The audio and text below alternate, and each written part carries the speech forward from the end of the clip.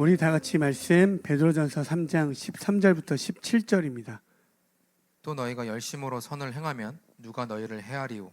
그러나 의를 위하여 고난을 받으면 복 있는 자니 그들이 두려워하는 것을 두려워하지 말며 근심하지 말고 너희 마음에 그리스도를 주로 삼아 거룩하게 하고 너희 속에 있는 소망에 관한 이유를 묻는 자에게는 대답할 것을 항상 준비하되 온유와 두려움으로 하고 선한 양심을 가지라. 이는 그리스도 안에 있는 너희의 선행을 욕하는 자들로 그 비방하는 일에 부끄러움을 당하게 하려 함이라. 선을 행함으로 고난 받는 것이 하나님의 뜻일진데 악을 행함으로 고난 받는 것보다 나으니라. 아멘. 제가 이번 주 목요일 날 집회를 갔다 왔습니다. 우리 팀과 같이 집회를 드리고 왔는데 저는 청년부인 줄 알고 청년부에 맞게 설교를 준비했다가 저의 실수로 학생부였습니다. 그래서 학생부를 저는 제일 두려워하는 친구들이 중학교 3학년 친구들, 중학생들이 제일 두렵습니다. 앉으라면 왠지 모르게 잘 앉지도 않고, 일어나라고 하면 거들먹거리면서 잘 일어나지도 않고, 가서 때릴 수도 없고, 참교육을 할 수도 없고, 그래서 중학생들이 너무 무섭습니다. 그런데 딱 웬걸 학생부였습니다. 그래서 이 아들과 어떻게 주님 어떻게 하면 좋겠습니까? 그래서 온교를 덮었습니다. 그리고 그 자리에서 이제 주시는 마음대로 설교를 시작했습니다. 그리고 목이 갔습니다. 예, 그리고 그 중학생 한 명이 딱 보이는 말 안 들을 것 같은 중학생 한 명에게 내가 너한테 3만 원 쿠폰을 주겠다. 제발 잘 들어달라. 이렇게 하면서 말씀을 시작했는데 감사하게도 그 쿠폰을 줬던 친구에게 문자가 왔습니다. 제게 잊어버렸던 예수님이 이번 시간을 통해서 만나게 됐고 기억하게 됐다고. 저에게는 가장 행복했던 이번 한 주간의 사건이었고 시간이었습니다. 여러분, 예수님을 만난다는 거 비록 제가 목이 쉬고 어떠한 시간 속에서 그런 시간을 보냈지만 너무나도 행복했고 너무나 즐거웠습니다. 여러분, 예수님을 만났다는 게, 예수님을 안다는 게, 예수님을 근거하여 살아간다는 게 여러분에게 진짜 참된 기쁨 됐으면 좋겠습니다. 그냥 단순히 마음의 평안, 위로가 아니라 왜 내 삶에 이러한 말할 수 없는 상황과 환경 가운데 놓임에도 오늘의 찬양처럼 모든 시련과 고난과 이 모든 역경 속에서 주님을 찬송한다는 거, 이게 여러분에게 실체가 되어 그것이 얼마나 말할 수 없는 충만함이 됐으면 좋겠습니다. 그런 마음으로 계속적으로 우리가 베드로전서를 함께 나누는데, 계속적으로 이야기할 때 꼭 기억하십시오. 베드로전서는 베드로가 지금 저 로마 제국, 강대한 세상의 바벨론, 세상의 골리앗 앞에 흩어지고 벌벌 떨 수밖에 없는 이스라엘, 그리고 흩어져 있는 교회들을 향하여 지금 편지하는 겁니다. 그런데 그 편지하는 내용이 뭐냐면 잘 참어, 잘 견뎌, 그러면 반드시 너에게 복이 올 거야, 이런 수준이 아니라 저 강대한 저 바벨론, 저 어떤 로마 제국을 회복시킬 수 있는 건 그 누구도 아닌 로마 황제도 아닌 바로 너희들이야 라고 이야기하는 거예요. 근데 그 시작점이 어떻게 되어지냐면 이미 주님께서 미리 계획하시고 모든 걸 짜놨다라고 하는 거예요. 그러니까 하나님의 계획 가운데 너희를 통해서 사용할 텐데 잠시 잠깐은 환난과 고난이 있는 것처럼 보이지만 뭐예요? 그 모든 완성하신다라고 이야기하시는 거예요. 너희를 통하여. 그 충만함이 하나님의 어떤 계획, 그 영광이 땅에서도 이루어지는 것, 여러분의 삶 가운데 그게 충만함으로 드러나기 소망합니다. 그래서 오늘 주어진 어떤 내가 이해할 수 없는 과정과 상황이 여러분 실패가 아니라 과정이고, 그것이 뭐요? 하나님의 더럽지 않고 썩지 않고 쇠하지 않는 나라가 유업으로 받은 자들이라고 이야기하는 거예요. 저는 그냥 여러분 예수님 믿으면 복 받습니다, 그런 기복적인 게 아니라 성경에서 말하는 그 원리를 진짜 깨닫고 알게 되어지면 때로는 내가 원치 않는 상황 가운데도 능히 그것들을 견뎌내고 이겨내고 넘어가는 은혜가 있다는 걸 이 말씀을 드리는 거예요. 왜? 안 되는데 넘어가지더라니까요. 안 되는데 견뎌지고요, 안 되는데 그 골리앗 앞에 마주하여 승리하는 걸 경험하는 거예요. 저는 다윗과 골리앗 애니메이션을 봤지만 여러분 한번 생각해 보십시오. 다윗과 골리앗의 영화를, 아니 만화를 봤는데 다 같이 교회 가서 교회들이 그 영화관에 가서 봤는데 골리앗이 딱 등장하는 순간 모든 이스라엘 군사를 비롯하여 모든 백성들이 벌벌벌 떱니다. 여러분, 근데 만화에선 극단적으로 표현하잖아요. 너무 강대하니까 벌벌 떨고 되게 비겁한 사람들로 이렇게 묘사하는 느낌이 있습니다. 근데 저는 그렇게 생각하지 않습니다. 여러분, 진짜 강대하고 저 큰 골리앗 앞에 계산해 보십시오. 생각해 보십시오. 벌벌 떠는 게 맞고요. 나가지 못하는 게 합리적입니다. 그렇죠? 나서는 게 멍청한 거잖아요. 그렇지 않습니까? 저는 오히려 그들의 모습이 이 땅의 가장 정확한 모습이라고 생각해요. 근데 그들에게는 절대로 어떠한 계산에도 골리앗을 이길 수 없는 결과값이 있습니다. 그렇지 않습니까? 당연한 겁니다. 이길 수 없죠. 그는 완전한 체구와 모든 체격과 힘과 기술을 다 갖고 있는데 어떻게 이깁니까? 그게 보편적이고 이치에 맞고 상식에 맞습니다. 그런데 놀랍게도 가장 왜소하고 어린 다윗이 만군의 여호와의 이름으로 그렇게 나아갑니다. 근데 그 모습이 어떻습니까? 가장 어리석고요, 가장 보잘것없습니다. 그렇지 않겠습니까? 그리고요, 다윗이 예수 그리스도의 이름, 하나님의 이름으로 나아갔지만, 내가 오늘 저 골리앗 앞에 저 칼에 한 방에 죽을 수 있겠구나 생각은 안 했겠습니까? 한번 생각해 보십시오. 당연히 여호와의 이름으로 나가니까 믿음의 어떤 이야기로 스토리를 하니까 당연히 이긴 걸 보니까 아니겠지라고 생각하지 마시고, 오늘 갑자기 이렇게 한번 생각해 보십시오. 주의 은혜가 임했어요. 막 마음이 뜨거워.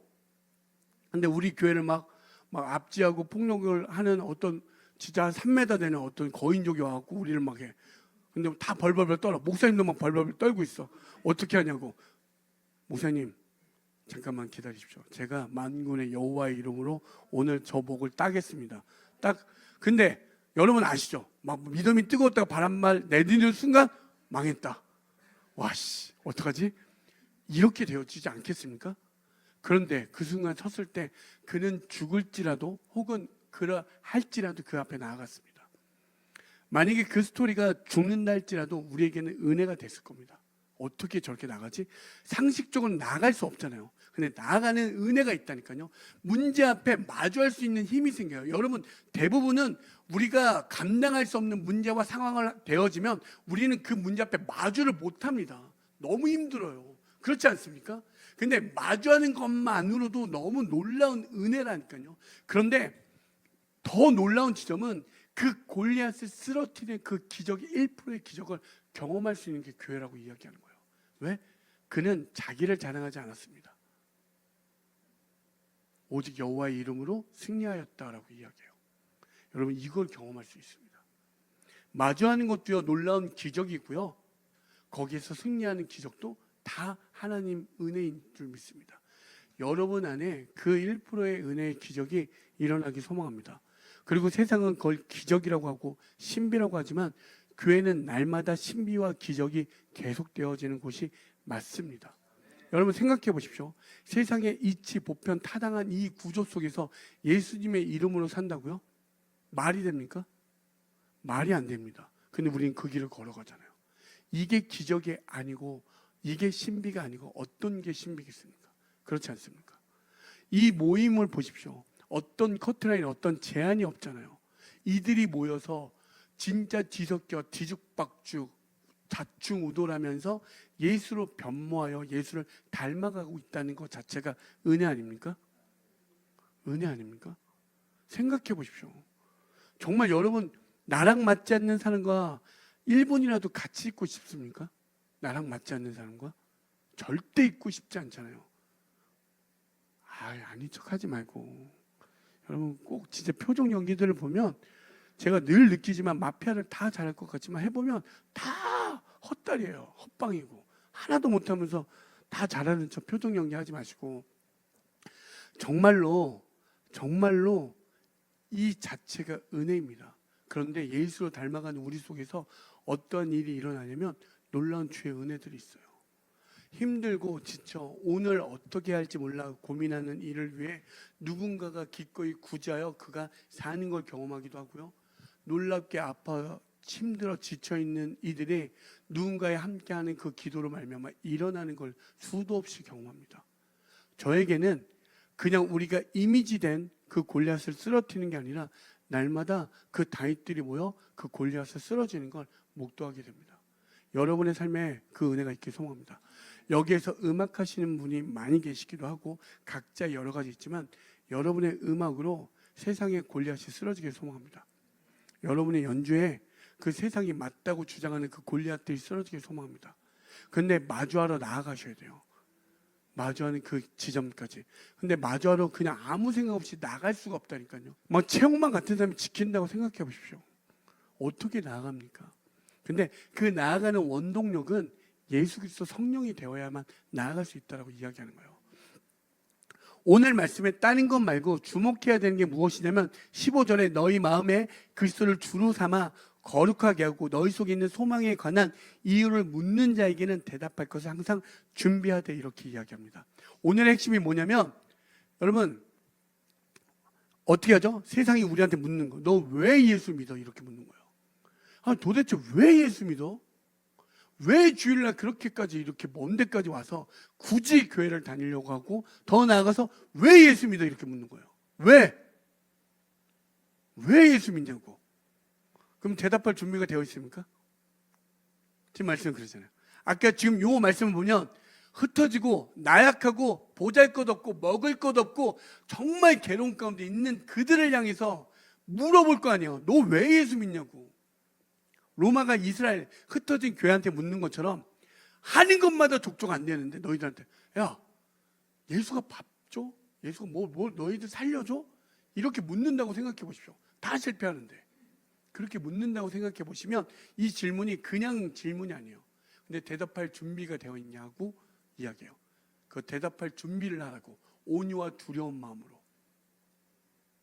근데 여러분 그 말은 무엇이냐면 가만히 들어가면 너희들 고난 속에서도 예수를 믿는 삶이 뭐야? 이렇게 물어보는 거예요. 축복 속에서 반대로 또 반대 지점도 꼭 있어요. 축복 속에서도 이것을 내 것으로 여기지 않고 왜 내어주는 삶을 살아? 이렇게 물어보는 거예요. 이해가 안 되는 그 삶, 도대체 예측이 안 되는 그 교회들 향해서 물어보는 거예요. 왜 그래? 도대체 왜 그렇게 살아? 여러분 근데 13절에 보면 이렇게 얘기해요. 열심으로 선을 행하면 누가 너희를 헤아리오 이렇게 되어 있습니다. 그러니까 열심으로 선을 행한다는 건 우리가 그 전에도 계속 배웠지만 그리스도의 발자취를 닮아가는 삶이에요. 선을 행한다는 건 선은 오직 예수 그리스도고 그 예수 그리스도의 자취를 닮아가는 그 삶을 이야기합니다. 근데 그 삶이 뭐라고요? 누가 너희를 그렇게 예수 그리스도 발자취를 닮는 너희들에게 누가 해를 누가 어려움을 누가 고난을 주겠느냐라고 이야기합니다. 여러분 정말 베드로가 정신이 이상하지 않는 이상 어렵고 힘들고 오늘 먹을 게 없는데 해를 당하고 있는데 누가 헤아리오 이렇게 얘기하면 어떻게 하고 싶습니까? 한 대 올려치고 싶지 않습니까? 여러분이 오늘의 삶 가운데 잘 준비하고 노력했는데 안 됐는데 야 예수를 믿는데 어떤 실패가 있어 걱정하지 마 이렇게 한다면 내가 올인해서 모든 걸 다 투자해서 했는데 망했어. 스트리밍이 조회수 1이야. 멜론 오늘 몇 명 들었지? 1. 다음날 0. 그 다음날 1. 우리 아빠가 들어준다? 우리 엄마가 들어준다? 이거 말고는 안 되는 그 삶. 제작비를 다 드렸는데 막. 여러분 예수를 열심히 믿었고 저도 어릴 때부터 저희 가정이 예수를 믿고 나아갔지만 단 한순간도 고난이 우리 가운데 없었던 적이 없습니다. 여러분도 예수를 믿는데 고난이 존재 안 합니까? 정말 예수가 없습니까? 한번 생각해 보십시오. 어린 친구들은 없다 할 수 있어요. 뭔가 타석에 들어서지 않으니까 없다라고 여겨요. 정말 여러분 정말 저는 어린 친구들의 순수함을 믿지 않습니다. 순진하다고 여기는 것뿐이지 순수하다 절대 여기지 않습니다. 여러분 별것 아닌 개념이지만 꼭 기억하십시오. 어린애들은 얼마든지 사악하고 나쁘고 순수와 순진의 차이를 보십시오.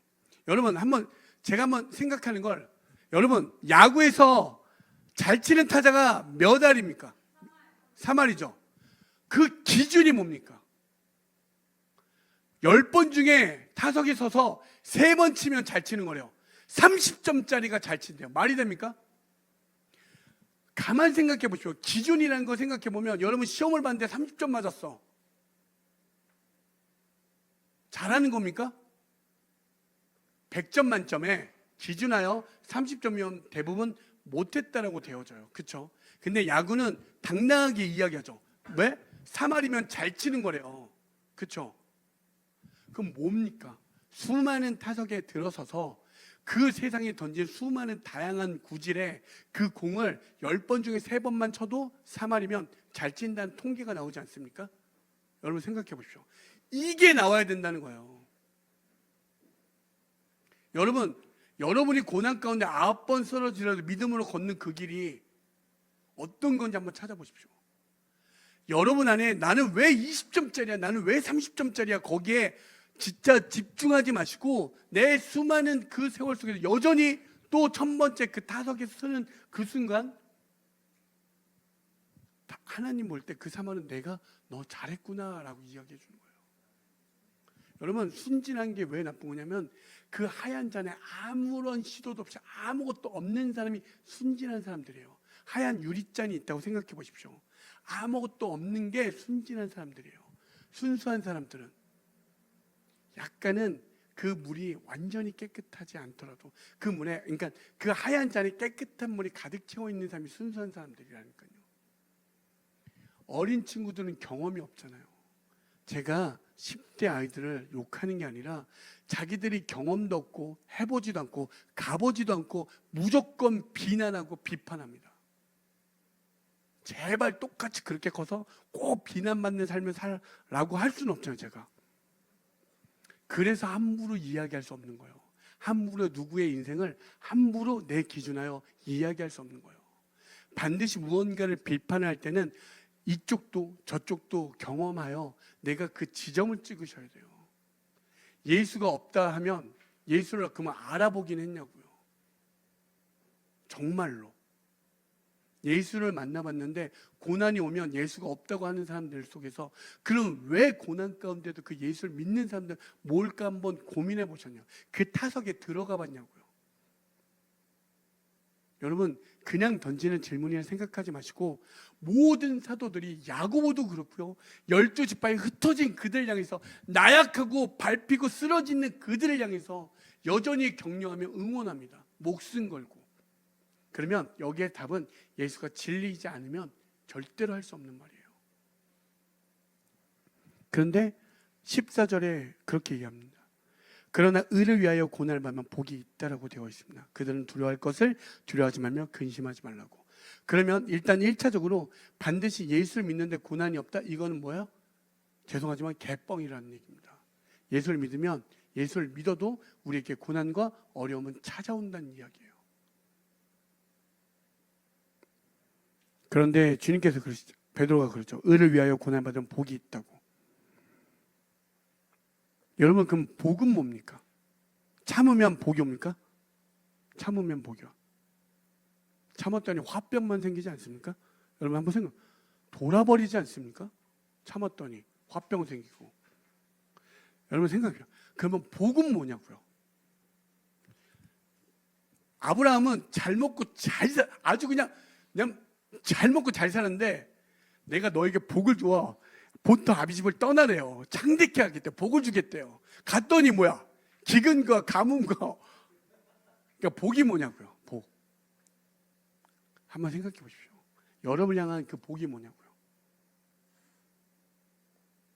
제가 그 목요일날 그 아이들에게 그랬습니다. 저는 어릴 때 항상 기도 제목이 기도할 때 하나님 저는 세계 최고의 베이시스트가 되게 해주십시오. 그래서 저는 최고가 되어 주님께 영원 돌리겠습니다. 아주 그 전형적인 기도를 올려드렸습니다. 그런데 주님께서 그래 내 아들아 내가 너를 리차드보다 뛰어나게 해주겠다. 그런 은혜가 있는 줄 아십니까? 아니요. 개뿔 아무것도 없습니다.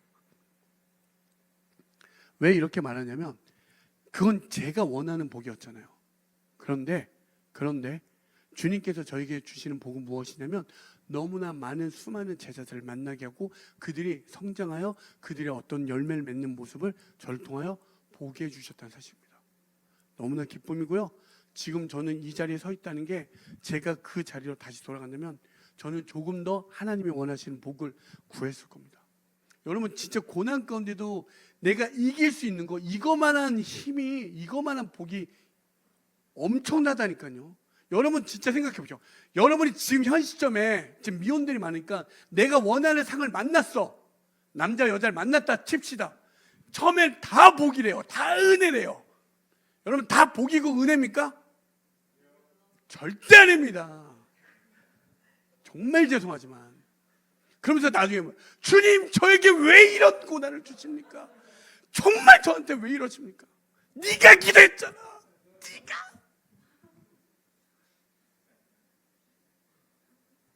왜 나한테 그래? 그러면서 저한테 와요. 왜 저는 주님, 왜 하나님 저를 이렇게 그럼 어떻게 하라고 나? 그래서 내가 하지 말라고 했잖아. 여러분, 제가 그냥 얘기하는 게 아니라 정말 주님이 여러분을 향한 그 복이 있다니까요. 그 복이 그걸 붙잡고 가십시오. 너무 놀라운 은혜가 있습니다. 충만함이 있다니까요. 여러분 제가 왜 자꾸 이런 얘기를 하냐면 내가 생각하는 현재 기준에서 이게 가장 완벽하다라고 생각하는 그 기준이 과연 얼마나 옳은 판단을 하시냐고요. 아니요, 우리는 생각보다 옳은 판단을 못합니다. 내가 가진 한계에서 하는 그 지점들이 옳지 못하는 게 인생을 살다 보니 너무 많더라고요. 그래서 예수 그리스도 그 기준 대신 그분을 여러분에게 기준 삼아 보면 정말 놀라운 지점들을 발견한다라고 이야기하는 거예요. 아멘. 왜 그렇게 말하냐면 보십시오. 15절 너희 마음에 그리스도를 주로 삼아 거룩하게 하고 너희 속에 소망에 관한 이유를 이렇게 이야기합니다. 그 예수 그리스도를 내게 기준 삼아 주로 삼으면 어떻게 되어진다고요? 너희 안에 그 소망이 있대요. 우리가 계속적으로 발견하는 게 뭡니까? 소망 아닙니까? 여러분 왜 예수를 믿는데 눈이 막 처지고 막 내일이 싫고 침대에 일어나질 못합니까? 방문 나가기가 싫잖아요. 답답하고 힘들고 어떤 기대도 없고 소망도 없고 그렇지 않습니까? 그런데 그 몰려있고 가장 불편하고 불리한 그 지점에 있는 그들에게 아니 너에게 소망이 있다라고 그 소망의 이유를 세상 가운데 알리라고 이야기하는 거예요. 다시 한번 베드로전서 1장 3절에서 4절입니다.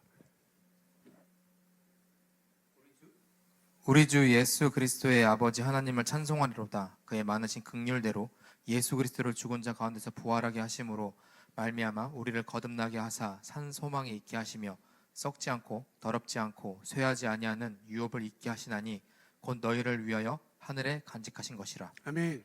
여러분 살아있는 소망이 있다는 건 무엇이냐면 아주 쉽게 이야기하면 우리는 죽지 않는다는 거예요. 우리가 이 땅에서 누군가 죽을 때 이 죽음이라는 게 가장 두려움이거든요. 모든 세상에서 그 죽음이 뭐예요? 죽음 너머에 그 생명이 있음을 알게 된 자들. 그러니까 정말 여러분이 죽는다 할 때 가장 슬픈 일이기도 하지만 놀라운 지점 무엇입니까? 더럽지 않고 썩지 않고 쇠하지 않고 슬픔과 곡함이 없는 그 하나님의 나라로 돌아간다라고 이야기하는 거예요. 그러니까 기꺼이 이야기할 수 있는 거죠. 네가 지금 찢기고 상하고 어떨지라도 아니 no never 너는 가장 그 죽음 너머의 그 나라로 갈 수 있는 그 소망이 있으니까 그것에 근거하여 살아가는 삶은 거룩하여 구별된 그 삶을 들어갈 수밖에 없음을 이야기하는 거예요. 은혜 아닙니까? 어떤 실패가 여러분에게 세상은 실패하면 뭐예요? 망했다라고 하잖아. 이번 인생 끝냈다라고. 하나님은 절대 그렇게 이야기하지 않습니다. 어떤 게 너희들에게 실패가 있냐고, 어떤 게 너희들에게 어려움이 있냐고, 아니라고 이야기하는 거예요. 그래서 하늘의 영광이 땅에서도 충만한다는 이 말이 여러분 진짜 하나님의 뜻이 여러분에게 뜻이 되어져서 충만해졌으면 좋겠습니다. 여러분 충만한다는 건 어떤 것이 나에게 화살을 쏠지라도 여러분 쉐케드 무지개 있죠. 그게 무슨 뜻인 줄 아십니까? 너희들이 어떠한 화살을 하늘로 향해 쏘아 올리더라도 은혜로 덮겠다. 그게 무지개 노아의 언약인 거예요. 절대 방어예요. 절대 방어. 니네들이 아무리 쏘아 올린다 할지라도 무지개 보니까 우리가 하나님의 위대 아니요 개뿔 그런 소리 아니에요. 여러분들이 아무리 저주를 올린다 할지라도 주의 은혜로 덮겠다. 이게 노아의 언약이라고요. 기가 막히지 않습니까? 그래서 여러분 하나님의 그 성령 구하라는 건 어떠한 것들이 여러분을 주장하여 넘어뜨리려 해도 그것이 나에게 절대 방어, 믿음의 방패가 있어. 그것들이 나를 건질 수 없는 그 자리로 들어간다라고 이야기하는 거예요. 아멘. 그거 하라고. 여러분 도대체 어떤 게, 여러분 초등학생은 아십니까? 초등 의대반이 있는 거? 초등학교 1학년에 벌써부터 의대를 준비해요. 그렇게 안 살아보니까 난 그런 거 보자. 대치동 그게 열풍이에요, 열풍.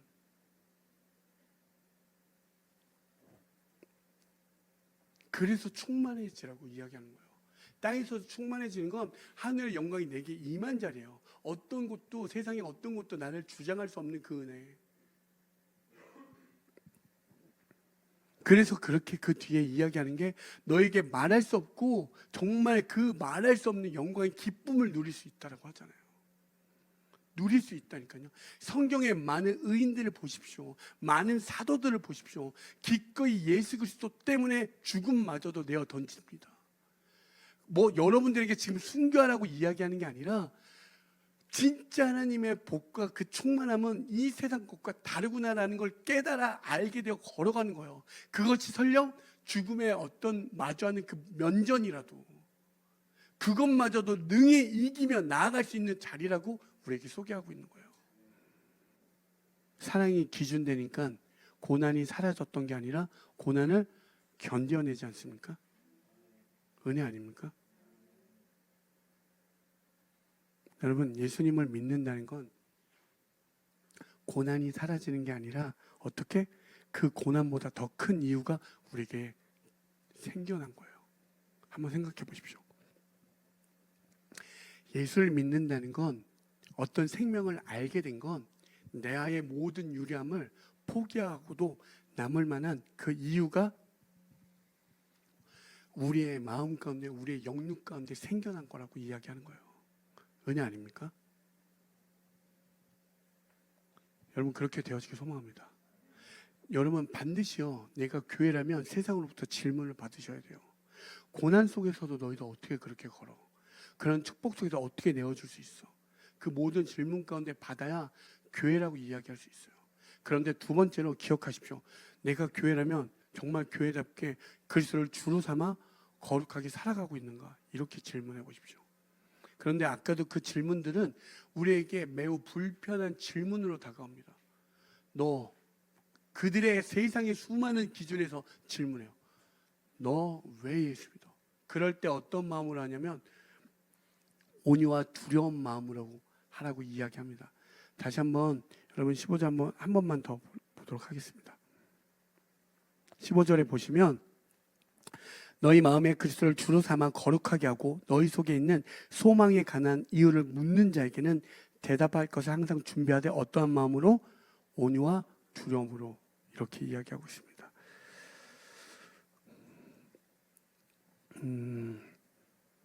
간혹 예수님이 삶의 기준이라고 이야기하면서 예수 안 믿으면 지옥 가 하면서 막 무섭게 하시는 분들 있죠. 예수 안 믿으면 지옥 가! 예수 천당 불신 지옥. 말로 사람을 지옥으로 수도 없이 보내는 크리스찬들이 있습니다. 그렇죠? 네, 말로.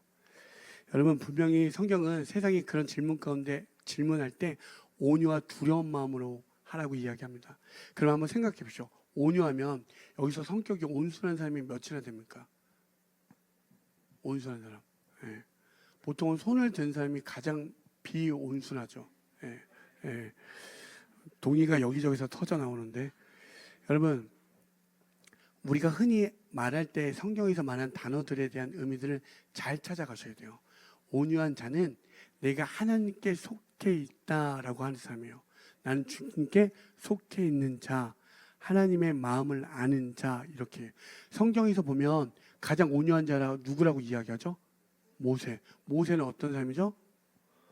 사람을 때려 죽인 사람입니다. 그렇죠? 성격이 어떻죠? 온순합니까? 네, 화끈하다 못해 그냥 난폭하죠. 그렇죠? 어떤 성격의 기준이 아니라, 여러분 왜 하나님께서 그를 온순하다, 온유하다 말했는지를 찾아보셔야 돼요. 성경에서 말하는 온유는 나란 존재가 어디서부터? 하나님으로부터 왔다라고 하는 존재들. 내가 하나님부터 왔습니다. 이걸 깨닫는 자가 온유라고 하는 거예요. 그냥 온유의 뜻에 이렇게 들어가 보면 어떤 의미가 있냐면 겸손의 의미가 있습니다. 뭐라고요? 겸손. 겸손이 무엇입니까? 겸손. 하나님 보좌에서 하나님 보좌를 버리고 이 땅에 내려와 하나님의 종으로 우리를 살리려고 오신 거, 그걸 겸손이라고 이야기하는 거예요. 겸손하라고 하는 모든 것은 우리는 겸손할 수 없는데 하나님의 아들 그 예수 그리스도가 하늘 보좌를 버리고 이 땅에 내려와 우리를 살리려고 기꺼이 종이 된 거, 이것을 아는 것이 바로 겸손이라고 이야기할 수 있는 거예요. 그것을 알고 행하는 자들이 뭐예요? 겸손한 자, 그게 온유한 자라고 이야기하는 거예요. 아멘. 하나님을 아니 누구를 함부로 대할 수 있습니까? 그 마음으로 대할 수 없는 거예요. 하나님은 나와 제일 다른 누군가를 살리려고 하늘 보좌까지 버리고 이 땅에 와서 때로는 개 같은 그 취급을 받으면서도 그 종의 취급을 받으면서도 그를 살리려고 오셨다라고 이야기해요. 그러면 내가 누군가를 대할 때 함부로 대할 수 있습니까? 그럴 수 없다니까요. 여러분 혹여 내가 가까운 사람한테 함부로 대하셨다면 여러분 용서를 구하십시오. 그렇게 하시면 안 됩니다. 그도 하나님의 계획이 있고 그를 살리려고 주님이 내려오셨는데 어떻게 그렇게 함부로 합니까? 여러분 말로 너무 나쁜 말들 제발 하지 마십시오. 이번 한 주간 살면서 욕하신 분들 손 들어봐. 회개하십시오. 가장 예수 하면서 소름 돋죠. 어떤 이가 욕을 하는데 그 욕을 우리가 욕쟁이 할머니 할 때 그 욕으로 받지 않잖아요. 사랑으로 받잖아요. 제가 무슨 말을 하는 거냐면 하나님 기준에서 이탈된 모습이라니까요.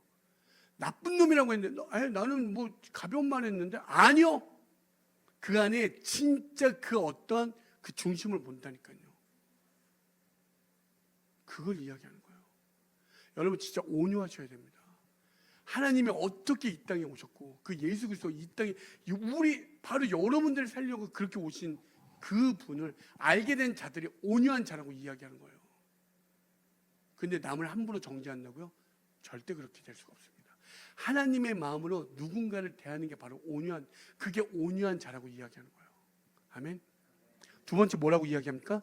두려움이라고 이야기합니다. 두려움이라는 건 그냥 하나님이 너무 무섭고 이런 존재가 아니라 하나님을 경외하는 마음. 그러니까 하나님이 하나님 되심을 아는 것을 이야기하는 겁니다. 하나님을 안다는 건 무엇입니까? 무엇을 알았을 때 그 알을 기준하여 무언가를 설명할 수 있잖아요. 그렇지 않습니까? 여러분 생각해보세요. 노래를 할 때 노래를 하는 그 원리를 아니까 발성에서부터 모든 것들을 다 생각하잖아요. 그 원리를 아는 것처럼 하나님을 두려워한다는 건 하나님을 경외하는 것이고요. 하나님을 경외한다는 건 그 하나님을 알아 내 삶의 기준하여 그것에 근거하여 살아가는 걸 이야기합니다. 아멘. 보십시오. 제가 마태복음 10장 28절인데 몸은 죽여도 영혼은 능히 죽이지 못하는 자들을 두려워하지 말고 오직 몸과 영혼을 능히 지옥에 멸하실 수 있는 이를 두려워하라 이렇게 이야기합니다. 누가 얘기했냐면 예수님이 12제를 파송할 때 지금 이야기하는 거예요. 세상이 어떻게? 현실을 그냥 너희들 예수 믿으면 나 믿으면 복 받아 이런 수준이 아니라 현실을 도피하지만 직면에 마주해 반드시 고난이 있을 거야. 어려움이 있을 거야. 그런데 궁극적인 너희 존재를 절대로 세상은 너희들을 무너뜨릴 수 없어 이렇게 이야기하는 거예요. 세상이 우리를 위협할 수 있습니다. 골리앗 같은 존재들이 나타나 우리를 어려움에 빠뜨리게 할 수 있습니다. 그렇죠? 직장은 빼앗기도 하고요. 명예를 떨어뜨리기도 하고 심지어 생명마저도 빼앗는 것을 매우 가까이 느끼기도 합니다. 그런데 예수님 말씀하십니다. 뭐예요? 그들이 몸은 죽일지 몰라도 너희들의 영혼은 절대 죽일 수 없다고. 우리는 더럽지 않고 썩지 않고 쇠하지 않는 하나님의 나라를 유업으로 받은 자, 그 나라로 돌아가는 자들이라고. 그래서 너희들에게는 반드시 살아있는 소망, 그 소망이 너희에게 있다라고 이야기하는 거예요. 그 소망을 품은 자들이 그리스도의 발자취를 따라갈 수 있다라고 이야기하는 거예요. 그래서 아까 15절 첫 줄에 너희 마음에 그리스도를 주로 삼아 거룩하게 하고 이렇게 되어 오는 거예요. 쉽게 말하면 어떻게? 하나님을 경외하고 하나님의 마음으로 사람을 대하라고. 여러분 사람을 함부로 대하지 마십시오. 사람을 내 기준에서 대하면 끝도 없습니다. 정죄와 판단할 것밖에 없습니다. 예수를 그렇게 예수하고 기도해야 하는데 욕을 해? 넌 일주일 동안 감금하여 여기 방에 갇혀서 평생 뭐라고 네, 죄송합니다. 이렇게 근데 우리가 수없이 이 말로 사람을 엄청나게 죽입니다. 여러분 말부터 바뀌셔야 돼요. 이 말부터. 왜? 그리스도의 소망이 있고 그 충만함을 가지고 사는 사람들이 누군가를 대할 때 그렇게 하시면 안 됩니다. 오늘 말씀을 정리하면 이렇습니다. 여러분, 내가 정말 세상으로부터 예수를 믿는 자로서 질문을 받고 있는가? 질문을 받지 않는다면 어쩌면 우리 가운데 예수로 기준하여 살아가지 못한다는 게 증명되기도 합니다. 반드시 교회라면 세상으로부터 질문 받으셔야 돼요. 너 왜 예수 믿어? 그럴 때 여러분 그 질문 가운데 정말 나는 예수를 그리스도를 주로 삼아 거룩하게 살아가고 있는가? 여러분 나를 한번 돌아보십시오. 정말 예수 그리스도로 소망이 내 안에 있고 그 소망하여 근거하여 내가 기준하여 살아가고 있는가? 그리고 그 질문을 한 그들을 향해서 불편한 마음과 어려운 마음을 갖지 마시고 왜? 그들은 결국 쇠하고 멸하고 사라질 존재들에게 그 말에 여러분 죽지 마시고 그들을 향하여 어떠한 마음으로 하나님의 마음을 알아 하나님의 마음으로 그들을 대하는 온유와 두려운 마음으로 대하면 되신다는 사실입니다. 아멘. 끝도 없어요. 여러분 많이 힘들 겁니다. 세상을 살아가고 예수를 믿는데 예수님을 기준하여 산다는 건 매우 불리하여 이미 혹은 그들에게 1점을 내주건 2점을 내주건 그런 상태에서 불편한 상태에서 매우 불리한 상태에서 시작합니다. 그런데 여러분 예수님을 믿는 건 매우 불리하고 불편함에서 시작되고 있다면 여러분 은혜인 줄 믿습니다. 그리고 거기에서 날마다 역전되는 삶을 경험하십시오. 내가 비록 이렇게 불리함 속에서 나는 이렇게 끝날 것 같은 세상은 요구하지만 아니요. 절대 여러분은 이미 역전된 삶입니다.